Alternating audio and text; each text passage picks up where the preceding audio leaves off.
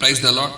என்னுடைய ஜெபம் கேட்கப்படவில்லை, எனக்கு தேவனிடத்திலிருந்து பதில் வரவில்லை, ஒத்தாசை வரவில்லை. நான் எவ்வளவோ ஜெபிக்கிறேன், எவ்வளவோ ப்ரேயர் மீட்டிங்ஸ்லாம் கலந்துக்கிறேன், எனக்கு எந்த நன்மையும் நடக்கலை. அப்படிப்பட்ட எண்ணம் உடையவர்களாக நீங்கள் இருந்தால் உங்களுக்கு உண்டான செய்தி தான் இந்த நாளுக்கு உண்டான செய்தி. முதலாவது நீங்கள் பார்க்க வேண்டிய காரியம், உங்களுடைய ஜெபம் ஏன் பரனை எட்டவில்லை, ஏன் தேவனுடைய செவிகளில் விழவில்லை என்பதை தான் நீங்கள் முதலில் ஆராய்ந்து பார்க்கணும். வேதம் சொல்கிறது, ஏசாயா தீர்க்கதரிசியின் புத்தகம் 59ஆம் அதிகாரம் 1ஆம் வசனம், இதோ ரட்சிக்க கூடாதபடிக்கு கர்த்தருடைய கை குறுகி போகவும் இல்லை, கேட்கக்கூடாதபடிக்கு அவருடைய செவி மந்தமாகவும் இல்லை.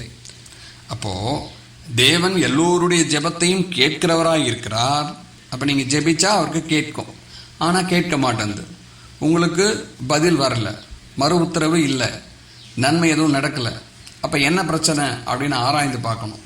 உங்களிடத்தில் பிரச்சனை இருந்தால் மட்டும்தான் உங்களுக்கு நன்மை நடக்க தாமதமாகலாம் அல்லது நடக்காமலே போகலாம். ஒருவேளை நீங்கள் தேவனுடைய வார்த்தையின்படி கொஞ்சமேனும் நடக்காதவர்களாக இருக்கலாம். தேவனுடைய வார்த்தையின்படி 100% நடக்கிறவங்களுக்கு தான் நன்மை நடக்கும்னு நான் சொல்லலை. கொஞ்சமேனும் அவருடைய வார்த்தையின்படி நடந்தால் கூட அவர் சந்தோஷம் கொள்வார். அதனால தான் இயேசு மகாராஜா சொல்கிறார், நல்ல நிலத்தில் விழுந்த விதைகள் 30ஆகவும் 60ஆகவும் 100ஆகவும் பலன் தரும் அப்படின்னு சொல்லிட்டு. அப்போ பேசிக் குவாலிஃபிகேஷன் என்ன வச்சுருக்கிறாங்க, ஒரு 30% நீங்கள் அவருடைய வார்த்தையின்படி கேட்டு அப்படி அவருடைய வார்த்தையில் வளர்கிறவர்களாக இருந்தால் கூட உங்களுக்கு செவி கொடுப்பார். அதற்கும் கீழே நீங்கள் அவருடைய வார்த்தையின்படி நடக்காதவர்களாக இருக்கலாம். அவருக்கு பிடிக்காத அருவெறுப்பான காரியங்கள் ஏதேனும் உங்களிடத்தில் காணப்படலாம், அல்லது தீமையானவைகளுக்கு நீங்கள் இடம் கொடுக்கிறவர்களாக இருக்கலாம். இப்படி ஏதேனும் ஒரு காரியம் தேவன் உங்களுடைய ஜெபத்தை கேட்காதபடிக்கு தடை செய்கிறதா இருக்கும். அது என்ன என்று ஆராய்ந்து அறிந்து அதை நீங்கள் சரி செய்தீர்கள் என்றால் நிச்சயமாக உங்கள் ஜெபம் அவரிடத்துல போய் சேரும், அவர் கேட்பார், உங்களுக்கு பதில் தருவார், உங்களுக்கு நன்மை நடக்கும். ஒரு காரியத்தை மட்டும் உங்களுக்கு சொல்கிறேன், இதை நீங்கள் விசுவாசிக்கலாம் அல்லது விசுவாசிக்காமல் போகலாம், அது உங்கள் விருப்பம். ஆனால் இதுதான் சத்தியம். மனம் மாற்றம் இல்லை என்றால் தேவனிடத்திலிருந்து ஒரு நன்மையை நீங்கள் பெற்றுக்கொள்ளவே முடியாது. மனம் மாற்றம் இருந்தால் மட்டும்தான் அவர் நம்மை கண்ணோக்கி காண்பார். இதுக்கு நினிவே மக்களே ஒரு சாட்சி.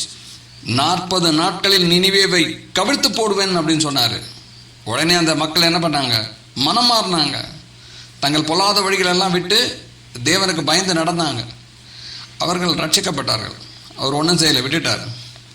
ஆனால் மனமாற்றம் எதுவும் இல்லாமல் நான் என் வாழ்க்கையில் எப்படி இருக்கணும் அப்படியே தான் இருப்பேன், நான் எந்த மாற்றமும் கொள்ள மாட்டேன், நான் சரியாக தானே இருக்கிறேன் அப்படின்னு நாமளே நம்மை சரியாக இருப்பதாக நினைத்து கொண்டு தேவனிடத்திலிருந்து நன்மையை மட்டும் பெற்றுக்கொள்ளணும்னு நினைத்தால் எந்த ஒரு நன்மையும் நம்ம பெறவே முடியாது. இதுதான் உண்மை.